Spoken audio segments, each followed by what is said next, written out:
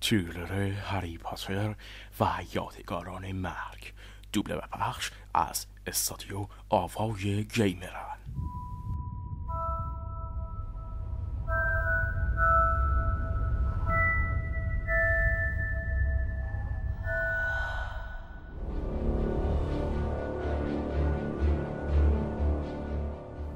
هری پاتر،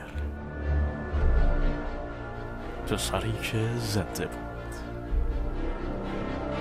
دوستات جونشونو به خاطر تو فدا کردن، حالا نوبت توئه که جونتو به خاطر اونا فدا کنی.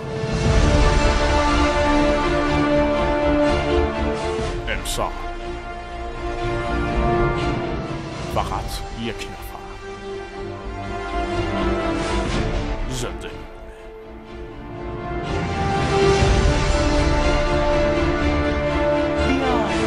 به جان پری، ما میتونیم.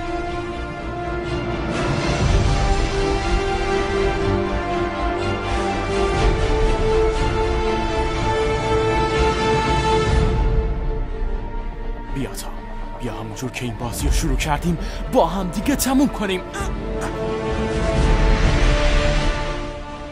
پایانی حماسی از پدیده‌ای جهانی.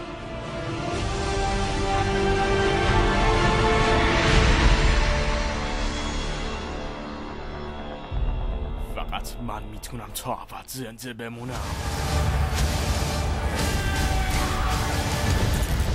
هری پاتر و یادگاران مرگ، دوبله و پخش از استودیو آوای گیمران.